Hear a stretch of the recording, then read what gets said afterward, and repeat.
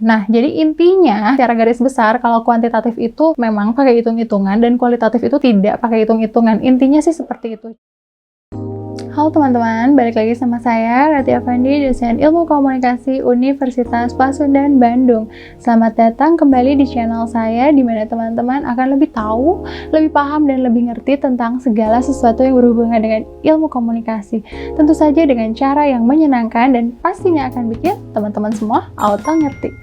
Nah, teman-teman, video-video yang saya buat ini semata-mata bukan buat teman-teman yang belajar ilmu komunikasi aja, tapi buat seluruh umat manusia di muka bumi ini. Karena apa? Selama kita hidup, kita nggak bisa lepas dari yang namanya komunikasi. Sekarang kita masuk ke penelitian kuantitatif. Nah, ini penelitian yang dianggap sangat menakutkan buat banyak anak-anak sosial. Padahal sebenarnya penelitian kuantitatif ini sangat menyenangkan untuk dilakukan. Kenapa? Karena waktu yang kita habiskan itu tidak sepanjang mengerjakan penelitian kualitatif. Nah, nanti kalian bakal tahu jawabannya kenapa. Yang pertama, penelitian kuantitatif menekankan pada pengukuran. Inilah yang membuat penelitian ini tidak terlalu menghabiskan waktu yang panjang. Karena 2 tambah 2 sama dengan 4 sudah selesai. Tapi kalau dalam penelitian kualitatif, 2 manusia ditambah 2 manusia itu bukan 4 ide, bisa 100 atau bisa 0 sama sekali. Nah, kemudian yang selanjutnya, dalam penelitian kuantitatif, analisa menekankan hubungan kausalitas antar variabel. Maksudnya kausalitas dalam hal ini adalah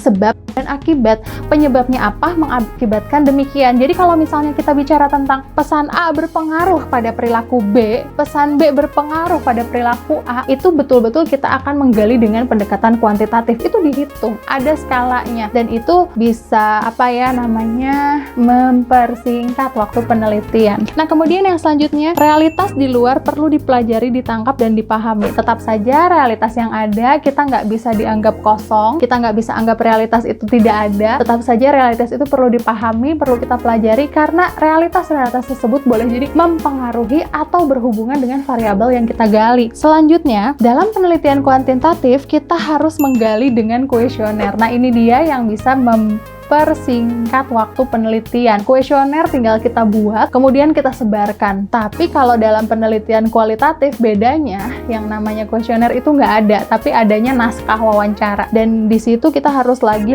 dan lagi. Tapi dalam penelitian kuantitatif yang namanya kuesioner, kita bisa sebarkan 1 kali dan kita tarik hari itu juga. Yang selanjutnya, kita harus setia sama yang namanya nomotetik. Apa sih nomotetik? Nomotetik mengarahkan minat terhadap hal-hal umum yang dijadikan sebagai landasan untuk menyusun kaidah-kaidah ilmiah untuk kepentingan membuat generalisasi atas fakta-fakta yang spesifik.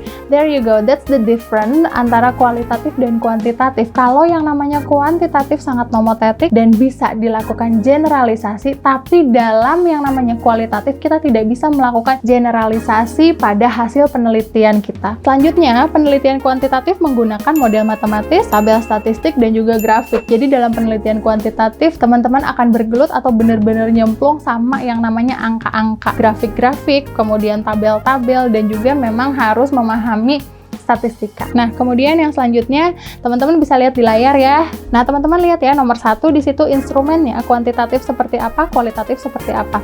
Instrumen dalam kuantitatif kita lihat kertas, pensil, atau alat fisiknya sebelum penelitian. Sedangkan dalam kualitatif betul-betul instrumennya adalah manusia atau orangnya itu sendiri sebagai alat selama, sesudah, bahkan sebelum penelitian itu dilakukan. Nomor 2, waktu penetapan, pengumpulan data, dan analisa. Nah, kalau dalam kuantitatif hanya sebelum penelitian saja. Tapi kalau dalam kualitatif, waktu yang diperlukan adalah selama sesudah pengumpulan data. Bahkan sebelum mengumpulkan data, itu kita takes time juga. Nah, kemudian nomor 3 kita lihat desainnya. Desain dalam kuantitatif itu pasti atau preordinate. Sedangkan dalam kualitatif muncul berubah-ubah. Karena seperti yang kita ketahui bersama, alatnya adalah manusia. Manusia itu tidak mungkin statis. Nah, kemudian yang selanjutnya adalah gaya penelitiannya. Kita bisa lihat dalam penelitian kuantitatif itu ada yang namanya intervensi, sedangkan dalam penelitian kualitatif sifatnya gayanya adalah seleksi.